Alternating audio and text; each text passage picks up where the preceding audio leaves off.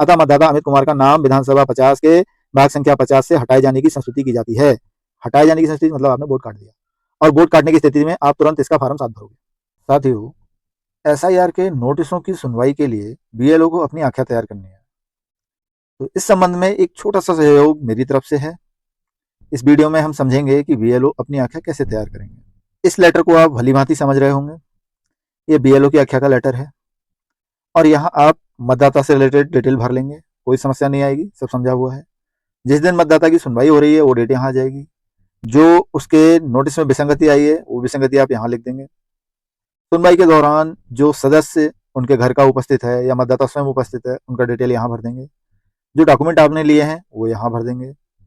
और उसके बाद इस लेटर में नीचे मतदाता आपके यहाँ कब से रह रहा है वो चीज़ आ जाएगी। इस पॉइंट में आप अपनी आख्या लिखेंगे। यहाँ बीएलओ के साइन, पदावीत के साइन और दोनों बीएलए के साइन। अगर बीएलए उपस्थित नहीं है तो यहाँ पर आप बीएलए के स्थान पर ग्राम प्रधान के साइन और मोहर करा सकते हैं, कोई प्रॉब्लम नहीं। लेकिन समस्या यहाँ आ रही है पॉइंट नंबर 4 में, जहाँ बीएलओ को अपनी आख्या लिखनी है। क्योंकि हमारे कुल मिलाकर 8 प्रकार के नोटिस हैं, और हर नोटिस में किस तरह का माहौल है, क्या है, कैसी आख्या लिखनी है, उसमें कन्फ्यूजन हो रहा है। और एसआईआर का जो दावे आपत्ति का फेस है उसमें जो बीएलओ की आख्या का ये लेटर है ये बहुत महत्वपूर्ण है, और सबसे ज़्यादा महत्वपूर्ण है पॉइंट नंबर 4। अगर हम कहें दावे आपत्ति फेस का जो आत्मा है वो तो यही है पॉइंट नंबर 4। जो बीएलओ ने लिख दिया। यहाँ किस तरह से किस केस में क्या लिखा जाएगा उसको समझते हैं। यहाँ हमने पहला केस लिया है मतदाता के स्वयं के नाम में विसंगति के नोटिस हेतु आख्या। और मैंने जो ये आख्याएं बनाई हैं ये संभावित आख्याएं हैं, आप इसको वर्ड टू वर्ड कॉपी ना करें।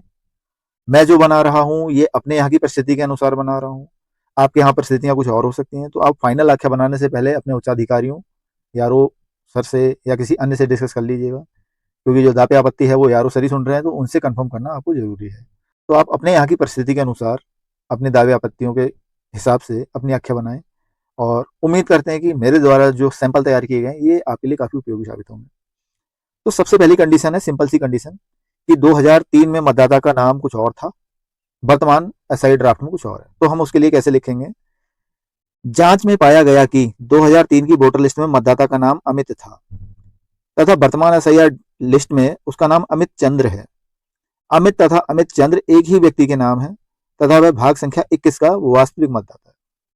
बस छोटी सी आख्या, क्योंकि हमारे पास जो आख्या लेटर है उसमें पॉइंट नंबर 4 में थोड़ी सी जगह है, तो हमें लिमिटेड शब्दों में ही लिखना है।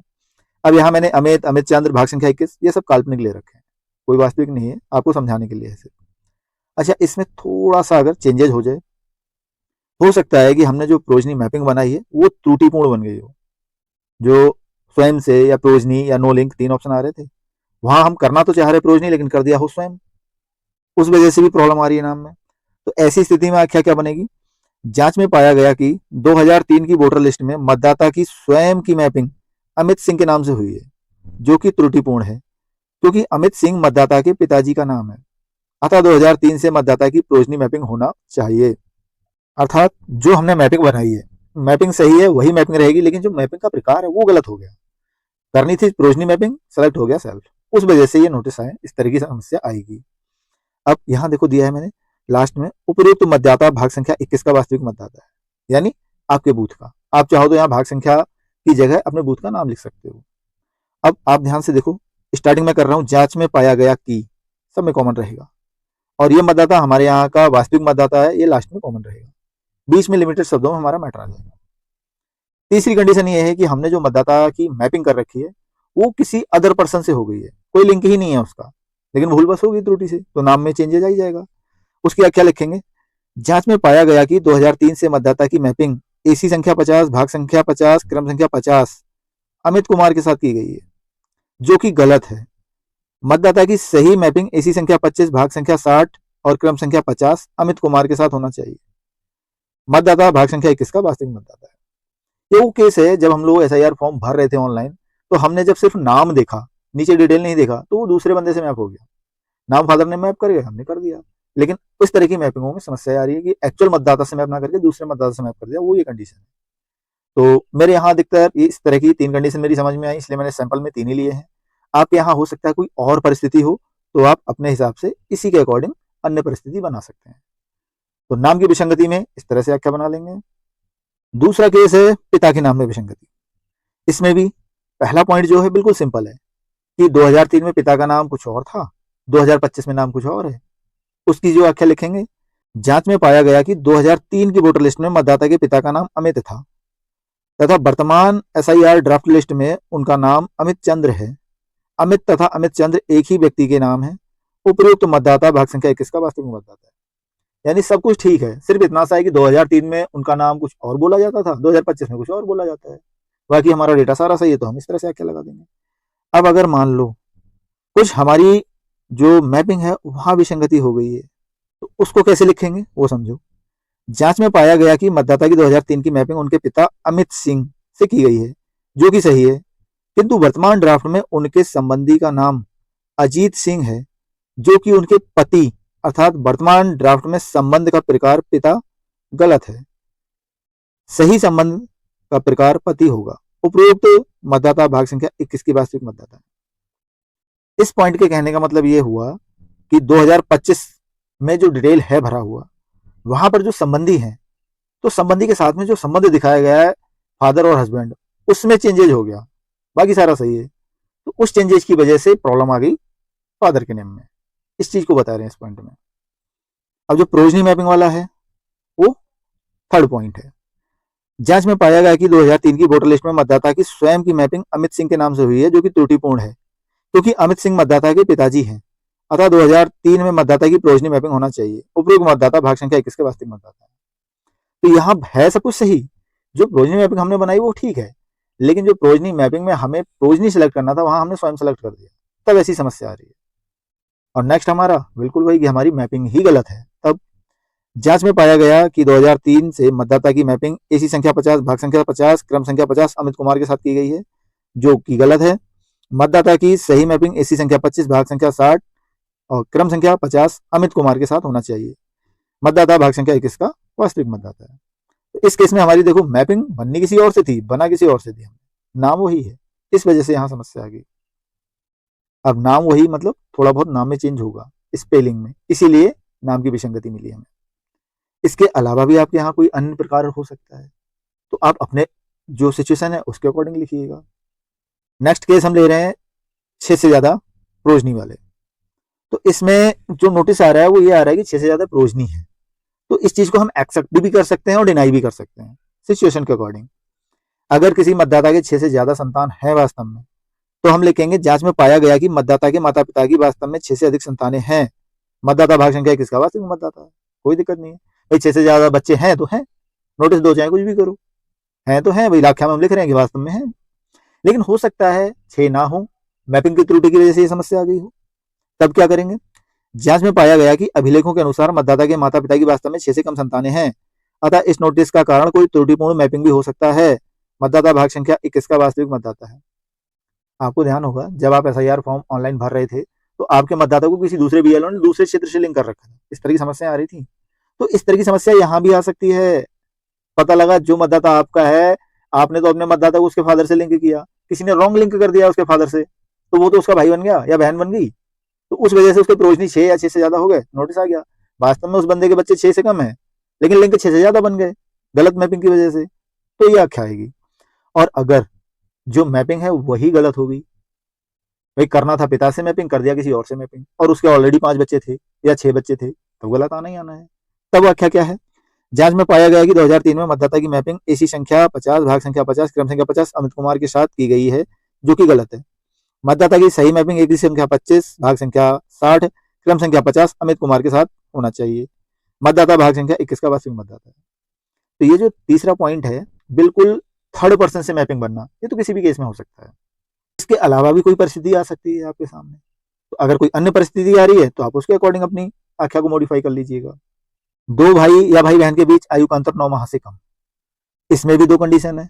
अगर हमारे यहाँ सिचुएशन जो है ट्रू है तो हम उसको एक्सेप्ट करेंगे, और मैक्सिमम केस में ये सिचुएशन ट्रू नहीं होगा, फॉल्स होगा, तो हम उसको डिनाई करेंगे। जांच में पाया गया कि मतदाता तथा उसके भाई बहनों के मध्य उम्र का वास्तविक अंतर 9 माह से अधिक है। मतदाता भाग संख्या 21 का वास्तविक मतदाता है, क्योंकि अधिकांश मामलों में 2 बच्चों में 9 महीने से ज्यादा का ही अंतर होगा, तो कम होने का तो सवाल ही नहीं है, तो हम इसको डिनाई कर दे रहे हैं, हम कह रहे हैं नहीं 9 महीने से ज्यादा का अंतर है। ठीक है। अगर हमें यहाँ पर हमारे मतदाता की डेट ऑफ बर्थ रियल पता है, ऑथेंटिक कागज है हमारे पास, तब हम इसी आख्या को थोड़ा सा मॉडिफाई कर देंगे। जांच में पाया गया कि अभिलेखों के अनुसार मतदाता की जन्म तिथि 1/1/1990 है। मतदाता तथा उसके भाई बहनों के मध्य उम्र का वास्तविक अंतर 9 माह से अधिक है। मतदाता भाग संख्या 21 का वास्तविक मतदाता है। अब हमने लिखा अभिलेखों के अनुसार, आप अभिलेख का नाम भी खोल सकते हो कि जन्म प्रमाण पत्र के अनुसार उसकी जन्म तिथि इतनी है, या हाई स्कूल की मार्कशीट के अनुसार इतनी है, या कोई ऑथेंटिक कागज और है आपके पास जो उसकी जन्म तिथि को वेरीफाई कर रहा है, तो आप उसका नाम लिख सकते हैं। और नाम नहीं लिखना चाहते तो अभिलेखों के अनुसार लिख दो, कोई दिक्कत नहीं। तो ये दोनों पॉइंट एक ही हैं, बस इसमें डेट ऑफ बर्थ खोल दी, इसमें नहीं खोली है, ये अंतर है। अगली चीज कि वास्तव में अगर उनके अंदर 9 महीने से कम का है गैप, तो हम इस सिचुएशन को डिनाई नहीं करेंगे, फिर हम एक्सेप्ट करेंगे। जांच में पाया गया कि अभिलेखों के अनुसार मतदाता की जन्म तिथि 1/1/90 है। मतदाता तथा उसके भाई बहनों के मध्य उम्र का वास्तविक अंतर 9 माह से कम है। मतदाता भाग संख्या 21 का वास्तविक मतदाता है। तो बहुत सारी सिचुएशन में ऐसा भी होगा कि कोई मेडिकल प्रॉब्लम रही या कोई क्रिटिकल सिचुएशन रही, दूसरा बच्चा 8 महीने बाद हो गया या 8.5 महीने बाद हो गया, तरह तरह की प्रॉब्लम होती है ना, हम उसको डिफाइन नहीं कर सकते। तो अगर ऐसा रियल केस है तो हम उस बंदे की डेट ऑफ बर्थ को खोलेंगे कि अभिलेख के अनुसार उसकी डेट ऑफ बर्थ ये है और वास्तव में 9 महीने से कम का गैप है। जैसे कि एक सबसे अच्छा उदाहरण है जुड़वा बच्चे। जुड़वा बच्चे अगर हैं तो डेट ऑफ बर्थ सेम ही होगी उनकी। हो सकता है दोनों का एक ही दिन जन्म हो सकता है रात का जन्म हो, तो डेट ऑफ बर्थ अलग अलग भी हो सकती है। एक का 12 बजे से 2-4 मिनट पहले हुआ, एक का 12 बजे के 2-4 मिनट बाद हुआ, तो वो 2-4 मिनट की वजह से डेट चेंज होगी। अब ये जो एक्चुअल सिचुएशन है वो तो जब आप फील्ड में हो, तो फील्ड में देखने के बाद, उसकी पूरी जांच करने के बाद आपको पता लगेगा ना एक्चुअल सिचुएशन क्या है। तो जो वास्तविकता है उस वास्तविकता को उतारो अपनी रिपोर्ट में, कोई दिक्कत नहीं है भाई। आख्या अगर कह रही है 9 माह से कम, भले ही गवर्नमेंट विसंगति मान रही है, लेकिन अगर वास्तव में बच्चों में 9 महीने से कम का अंतर है तो आप क्यों लिखोगे 9 से ज्यादा का है? आप सीधा लिखो 9 से कम का है और उसके प्रमाण रखो भाई अभिलेखों के अनुसार। जो अभिलेख आप देख रहे हो उसका नाम भी रख दो, जन्म प्रमाण पत्र के अनुसार या स्कूल की मार्कशीट के अनुसार या कोई और जो भी हो। और नेक्स्ट वही चीज, भाई मैपिंग ही गलत होगी, करनी किसी से थी कर किसी से थी, तो उस सिचुएशन में वही जो आपने मैपिंग कर रखी है वो त्रुटिपूर्ण है, सही मैपिंग कौन सी है वो ये होगी। इसके अलावा कोई अन्य केस है तो आप उसके हिसाब से अपनी आख्या को मॉडिफाई कर सकते हो। नॉर्मली जो है इस मैटर में पहली वाली आख्या ही सबसे ज्यादा लगेगी। मतदाता एवं उसके माता पिता के बीच आयु का अंतर 15 वर्ष से कम। तो मतदाता और उसके माता पिता में 15 साल से कम का अंतर, ये बात तो हजम नहीं हो रही ना। तो सीधा लिख दो, जांच में पाया गया है कि मतदाता तथा उसके माता पिता के मध्य उम्र का वास्तविक अंतर 15 वर्ष से अधिक है, कोई दिक्कत नहीं है। इसी को थोड़ा सा मॉडिफाई करना है तो मतदाता की उम्र खोल दो। जांच में पाया गया अभिलेखों के अनुसार मतदाता की जन्म तिथि 1/1/1990 है। मतदाता उसके माता पिता की वास्तविक उम्र का अंतर 15 वर्ष से अधिक है और वो यहाँ का वास्तविक मतदाता है। अब इस केस में और कोई पॉइंट मेरी समझ में नहीं आ रहा है भाई, यही एक ही पॉइंट है, उसको दो तरह से लिख दिया हमने। और लास्ट तो हमारा वही है कि थर्ड पर्सन से हमने मैपिंग बना दी, किसी अननोन पर्सन की मैपिंग बनने की वजह से हमारा डेटा गलत हो गया। तो ये मैपिंग हमारी जो बनी है वो गलत है, सही मैपिंग ये होगी बस। इसके अलावा अगर कोई अन्य केस है तो आप अपनी सिचुएशन के अकॉर्डिंग सोच विचार करके लिख सकते हो। नेक्स्ट केस को देखते हैं अब। मतदाता एवं उसके माता पिता के बीच आयु का अंतर 50 साल से अधिक। तो ये बात भी हजम नहीं हो रही है कि मतदाता और उसके माँ बाप में 50 साल से ज्यादा का अंतर, ये तो बहुत ज्यादा हो गया ना।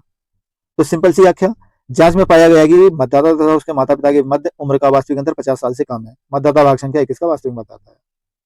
इसी को थोड़ा सा मॉडिफाई कर दो भाई, अभिलेखों के अनुसार मतदाता की डेट ऑफ बर्थ खोल दो, बाकी वही 50 साल से कम का अंतर है। और तीसरी कंडीशन वही थर्ड पर्सन से अननोन पर्सन से मैपिंग है, तो ये आ गया मैपिंग हमें करनी कहीं थी कर कहीं दी। और इसमें एक चीज और आ सकती है, जो हमने मैपिंग बनाई है प्रोजनी मैपिंग, उसमें संबंध हमारे आ रहे थे mother father grand mother grand father. अगर वहां संबंध गलत हो जाएगा तब हमें ये 50 साल का अंतर मिल जाएगा, है ना। तो उस सिचुएशन में क्या है, जांच में पाया गया कि 2003 से मतदाता की मैपिंग अमित कुमार के साथ की गई है, जो कि सही है, किंतु संबंध के प्रकार में फादर चुना गया है, यह गलत है, क्योंकि अमित कुमार मतदाता के दादाजी का नाम है। 2003 की मैपिंग में संबंध का प्रकार ग्रैंडफादर होना चाहिए, बाकी मतदाता यहाँ का वास्तविक मतदाता है। तो ये जो संबंध का प्रकार है उस वजह से भी आ जाएगा, और जो गलत मैपिंग है वो हमारी है रही। इसके अलावा अगर आपके यहाँ कोई अन्य केस है तो आप एक्चुअल सिचुएशन के अकॉर्डिंग अन्य परिस्थिति लिख सकते हो। अब अगला केस डिस्कस करते हैं। दादा दादी नाना नानी के बीच आयु का अंतर 40 साल से। तो अब ये तीसरी पीढ़ी में गए ना, तो 40 साल से ज्यादा का गैप आना चाहिए, लेकिन 40 से कम का आ रहा है तो दिक्कत है। तो सीधी सी आख्या, जांच में पाया गया कि मतदाता तथा उसके दादा दादी या नाना नानी के मध्य उम्र का वास्तविक अंतर 40 वर्ष से अधिक है, और मतदाता भाग संख्या 21 का वास्तविक मतदाता है। दूसरी कंडीशन क्या है, जांच में पाया गया कि अभिलेखों के अनुसार मतदाता की जन्म तिथि 1/1/90 है। मतदाता तथा उसके दादा दादी नाना नानी के मध्य उम्र का वास्तविक अंतर 40 वर्ष से अधिक है। मतदाता भाग संख्या 21 का वास्तविक मतदाता है। यानी पहली कंडीशन को ही मॉडिफाई कर दिया, अभिलेखों के अनुसार उसकी डेट ऑफ बर्थ खोल दी और कुछ नहीं। तीसरी कंडीशन वही मैपिंग सही बनी लेकिन संबंध का प्रकार धोखे से गलत सेलेक्ट हो गया। जांच में पाया गया कि 2003 से मतदाता की मैपिंग अमित कुमार के साथ की गई है, जो कि सही है, किंतु संबंध के प्रकार में ग्रांडफादर चुना गया है, वह गलत है, क्योंकि अमित कुमार मतदाता के पिताजी का नाम है। 2003 की मैपिंग में संबंध के प्रकार फादर होना चाहिए। मतदाता भाग संख्या 21 का वास्तविक मतदाता है। और इस केस में भी नेक्स्ट केस वही हो सकता है कि मैपिंग आपने बिल्कुल ही रॉन्ग कर दी थर्ड पर्सन से, अननोन पर्सन से, और कोई अन्य केस भी हो सकता है, तो उसके अकॉर्डिंग आप सोच विचार कर सकते हैं। अब आता है अनमैपिंग का केस। अनमैपिंग के केस में कुछ ज्यादा सोच विचार नहीं करनी है भाई। अनमैपिंग है तो कोई लिंकेज की समस्या है ही नहीं। हम सीधा लिख देंगे, जांच में पाया गया 2003 की वोटर लिस्ट में मतदाता का कोई लिंक नहीं बन रहा है, अर्थात ये अनमैप श्रेणी में है। मतदाता अमित कुमार ग्राम पोस्ट तहसील जिला का निवासी है तथा भाग संख्या 21 का वास्तविक मतदाता है। बस इतना सा लिख देना है। अब एक चीज देखो, हो सकता है अनमैपिंग के केस में मतदाता आपको पर्याप्त मात्रा में डॉक्यूमेंट उपलब्ध नहीं करा पाया और आप उसका वोट काट रहे, तब कैसे आख्या बनेगी? जांच में पाया गया कि 2003 की वोटर लिस्ट में मतदाता का कोई लिंक नहीं बना तथा उसका विदेशी मूल का व्यक्ति होना भी साबित नहीं हुआ। मतदाता से एसआईआर संबंधी अभिलेख प्रस्तुत करने के लिए कहा गया, किंतु उसके द्वारा किसी भी प्रकार का कोई भी अभिलेख होना नहीं बताया गया। अतः मतदाता अमित कुमार का नाम विधानसभा 50 के भाग संख्या 50 से हटाए जाने की संस्तुति की जाती है। हटाए जाने की संस्तुति मतलब आपने वोट काट दिया, और वोट काटने की स्थिति में आप तुरंत इसका फॉर्म 7 भरोगे, तुरंत। इसी आख्या को दूसरी तरह से कैसे लिखेंगे? जब हमारा मतदाता विदेशी मूल का साबित हो जाता है तब। जांच में पाया गया कि 2003 की वोटर लिस्ट में मतदाता का कोई लिंक नहीं बना तथा वह विदेशी मूल का है। अब विदेशी मूल का अगर आप साबित कर पा रहे हो तो आप वहां नाम भी लिख दो कि किस देश का है। मतदाता से भारतीय मूल के अभिलेख प्रस्तुत करने तथा भारत की नागरिकता संबंधी अभिलेख प्रस्तुत करने के लिए कहा गया, किंतु उसके द्वारा किसी भी प्रकार का कोई भी भारतीय नागरिकता संबंधी अभिलेख होना नहीं बताया गया। अतः मतदाता अमित कुमार का नाम विधानसभा 50 के भाग संख्या 50 से हटाए जाने की संस्तुति की जाती है। वोट काट दिया आपने, अब वोट करते ही फॉर्म 7 तुरंत भरोगे। इसके अलावा आपके यहाँ जो सिचुएशन है, एक्चुअल सिचुएशन के अकॉर्डिंग आप अपनी आंखें भरिएगा। अब लास्ट में एक केस ये भी है कि एक ही मतदाता के नोटिस में एक से ज्यादा विसंगतियां आ गई। तो हमने अब तक जो 8 प्रकार की विसंगति डिस्कस की है, तो यही 8 हो सकता है। मतदाता के नोटिस में 8 में से 1 हो सकता है 8 में से 2 हो सकता है 8 में से 3 है। अगर उसकी 1 है तो 1 की आख्या मैंने बता दी, हो सकता है 2 है तो दोनों आख्या आप लगाओगे, लेकिन आपके पास स्पेस उतना ही है, तो आप क्या करोगे, दोनों आख्याओं को मिक्स करोगे आपस में मिक्स करके एक पैराग्राफ बना के लिखोगे। अगर 3 तरह की विसंगतियां हैं तो तीनों तरह की विसंगतियों से संबंधित आख्या को आप एक साथ लिखोगे मिला के, जिससे तीनों के बारे में थोड़ी थोड़ी बात आ जाए। अब बाकी आप अपनी परिस्थिति के अनुसार देखो कि आपके यहाँ कैसा है क्या है, क्योंकि मैपिंग में बहुत सारी मिस्टेकें हुई हैं, बहुत सारी गलतियां हैं, एक एक मतदाता की कई कई विसंगतियां आ रही हैं। तो अब जो एक्चुअल सिचुएशन है उसके हिसाब से आप अपनी आख्या बनाइएगा। तो अब मैं उम्मीद करता हूं कि आख्या से संबंधित आपकी समस्याएं काफी हद तक दूर हुई हूं। फिर भी अगर कोई दिक्कत या कंफ्यूजन है तो कमेंट बॉक्स खुला है, और आपका प्यार काफी बरस रहा है, मुझे बहुत अच्छा लगता है। मैं हर संभव कोशिश करता हूँ आपके हर कमेंट का जवाब देने की। बाकी वीडियो में यहाँ तक बने रहने के लिए बहुत बहुत धन्यवाद।